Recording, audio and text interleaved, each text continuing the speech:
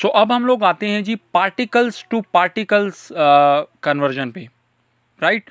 अगर हमें एक केमिकल रिएक्शन दे दिया जाए और उस केमिकल रिएक्शन में किसी एक रिएक्टेंट के पार्टिकल्स दे दी जाएँ और उस तरह से हमारे पास जो है प्रोडक्ट्स में से किसी प्रोडक्ट के पार्टिकल्स पूछ लिए जाएँ, सो कैसे सॉल्व करेंगे, चलिए देखते हैं।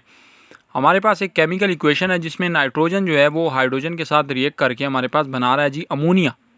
ओके, सो क्वेश्चन ये है जी, how many molecules of NH3 are produce when 6.02 into 10 to the power 23 particles of N2 reacts with hydrogen. Okay, हमें बताया गया कि यार अगर हमारे पास जो है वो 6.02 into 10 to the power 23 particles, right. अगर हम लोग यहाँ पे इसको हम लोग 2 कर दें, यहाँ पे 2 भी लिख दें तो ठीक रहेगा। Okay, of N2 react with hydrogen. तो यार सबसे पहले हम लोग को क्या करना है, हम लोग को पार्टिकल्स रेशो निकालनी है। ओके, और इसी से हमारा क्वेश्चन सॉल्व हो जाएगा। देखो यार, अगर आप N2 को देखो और NH3 को देखो तो आप अगर इनके स्टोक्योमेट्रिक कोफिशिएंट को देखो तो यहाँ पे स्टोक्योमेट्रिक कोफिशिएंट 1 है, यहाँ पे 2 है।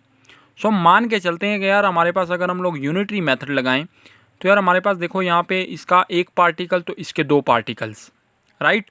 तो इस तरह से अगर हम लोग देखें 6.022 into 10 to the power 23 particles अगर इसके हो जाएं, राइट, तो इसका क्या हो जाएगा, डबल हो जाएगा ना। यार देखो हमें यहाँ से पता चल गया कि 1 तो 2, तो इस तरह से इतने पार्टिकल्स, तो यहाँ पे क्या हो जाएगा, नंबर इसका डबल हो जाएगा 12.044 into 10 to the power 23 particles, right.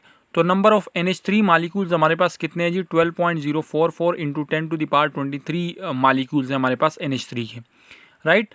अगर हम लोग यार इस इक्वेशन को देख लें तो यार हमारे पास क्या इसका मतलब है कि यार यहाँ पे देखो 1 तो यहाँ पे 2, राइट। इसका 1 मोल तो इसके 2 मोल, इसका एक पार्टिकल तो इसके 2 पार्टिकल्स। इस तरह से इसके अगर एवोगैड्रो नंबर ऑफ पार्टिकल्स तो इसके एवोगैड्रो नंबर ऑफ पार्टिकल्स क्या हो जाएंगे, डबल हो जाएंगे, राइट।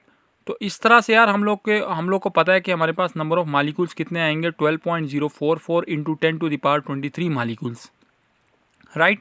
तो इस तरह से हम लोग पार्टिकल्स टू पार्टिकल्स कन्वर्जन को हम लोग आसानी से जो है वो सीख सकते हैं।